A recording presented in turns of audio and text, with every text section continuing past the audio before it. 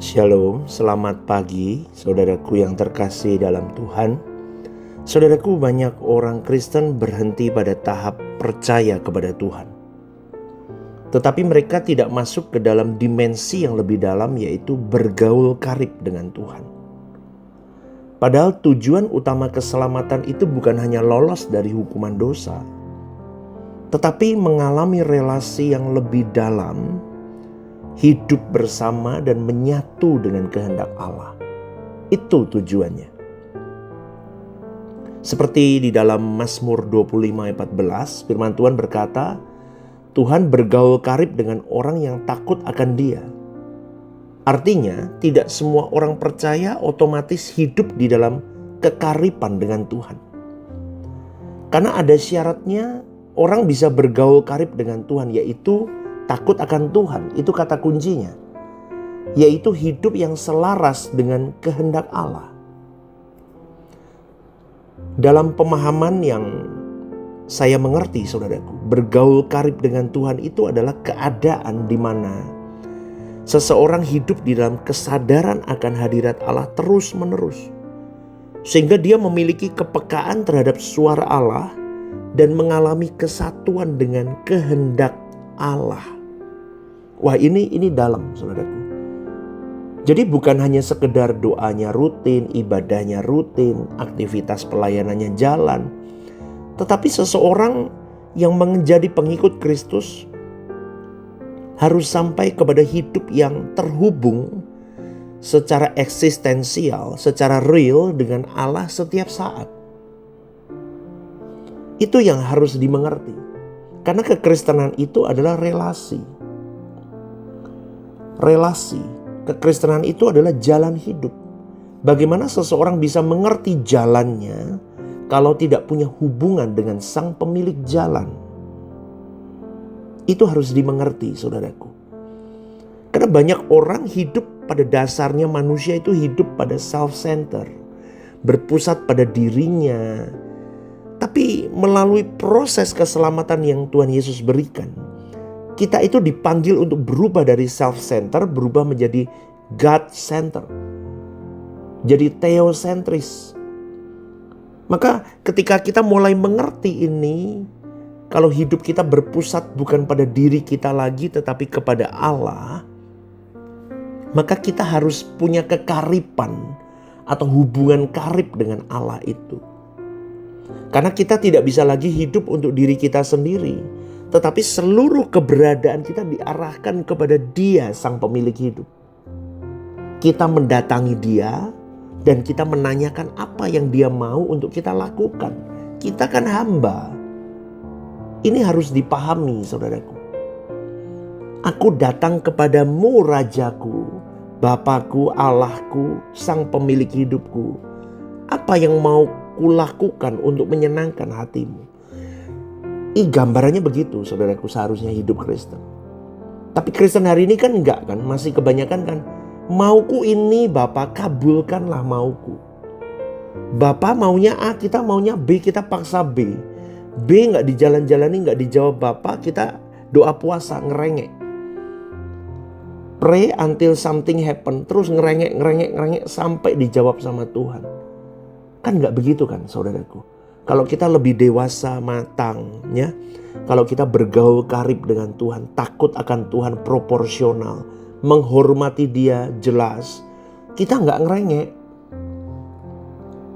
Yesus nggak ngerengek loh, minta cawan itu dilalukan.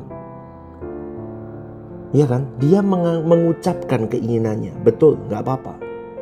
Tapi Dia tutup dengan kehendakmu yang jadi bukan kehendakku. Itu matang. Kristen itu begitu, karena Yesus mengajarkan apa? Kehendaknya tidak lagi bukan tentang kehendaknya, tapi kehendak Bapaknya. Sama, kita juga sama. Keberadaan kita tentang kehendak Bapa, bukan lagi tentang kita. Bahkan dalam Galatia 2:20 berkata, hidupku bukan aku lagi, tapi Kristus yang hidup di dalam aku. Aku mencontoh hidup Kristus. Kristus hidupnya begitu, aku harus begitu. Ngerti gak, saudaraku? Itu yang harus dipahami di dalam kekristenan. Maka untuk menuju keakraban, kekaripan, hubungan yang intim dengan Tuhan itu, yang pertama dibutuhkan hidup takut akan Tuhan. Takut akan Tuhan itu bukan takut neraka, bukan takut dihukum, bukan takut bisnismu dirusak atau apa, enggak loh. Tetapi lebih menghormati Tuhan secara utuh dan total. Dan kita sampai di titik tidak mau menyakiti hatinya. Karena hidup takut akan Tuhan akan menghasilkan kepekaan.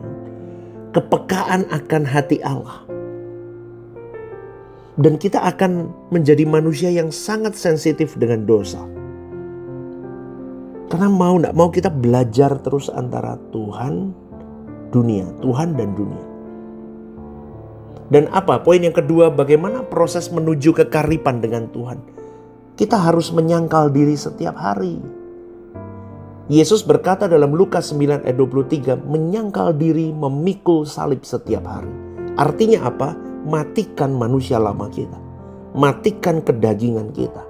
Matikan ego kita. Memilih kehendak Tuhan meskipun sakit dan menyakitkan. Karena tanpa kematian ego diri, tanpa kematian manusia lama, kita tidak akan mungkin memiliki keakraban, kekaripan sejati dengan Tuhan. Dan yang ketiga, apa yang harus kita lakukan supaya kita menuju kekaripan dengan Tuhan? Hidup dalam kesadaran akan hadirat Allah. 24 jam 7 hari, kemarin saya ngomong begitu juga kan. Kita harus mulai memperkarakan bahwa aku di dalam pandangan Tuhan setiap saat. Aku di dalam hadirat Tuhan setiap saat. Maka aku gak mau berbuat dosa. Maka aku mau menyadari bahwa Tuhan itu ada setiap waktu. Maka kalau aku ngomong, hati-hati ngomongku. Kalau aku mikirku hati-hati. Kalau aku ambil keputusan, hati-hati. Kalau aku menghadapkan hati dan jiwaku pun hati-hati. Ini disebut dengan apa? Kesadaran akan hadirat Allah. Dan yang keempat, bagaimana untuk kita menuju kekaripan dengan Tuhan? Kita harus mengalami pembaruan pikiran. New paradigma. Paradigma baru. Karena kalau kita karib dengan Tuhan, hubungan kita baik sama Tuhan, itu akan mengubah cara kita berpikir, cara kita berperasaan, cara kita merespon hidup. Roma 12 ayat 2 berkata, berubahlah oleh pembaruan budimu. Semakin orang dekat sama Tuhan, semakin dia punya pikiran Kristus. Amin, saudaraku. Dan poin yang kelima, bagaimana membangun kekaripan dengan Tuhan? Harus ada ketaatan radikal dengan kehendak Tuhan.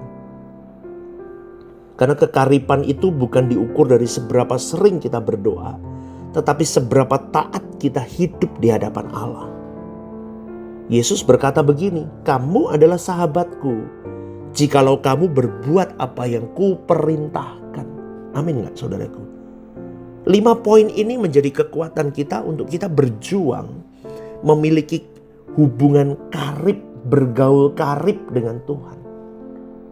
Karena kalau hubungan kita karib dengan Tuhan baik, kita akan ada inner peace, damai sejahtera dalam diri kita. Rasanya Tuhan nemenin kita di semua musim hidup. Dan memang begitu nyatanya. Dan kita akan ada kemampuan untuk semakin bertahan, semakin untuk menguasai diri kita di dalam Tuhan, menguasai emosi, menguasai nafsu, menguasai apapun.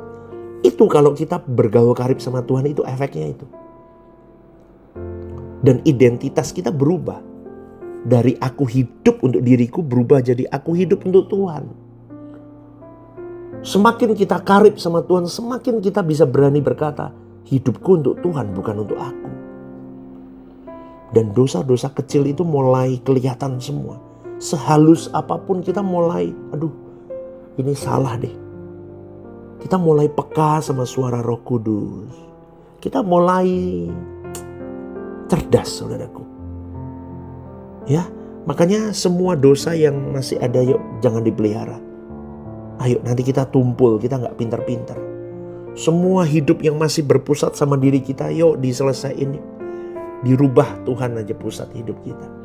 Semua kesibukan, kesenangan yang tidak membuat kita cerdas sama Tuhan, yang tidak membuat kita dekat sama Tuhan, udah diselesain.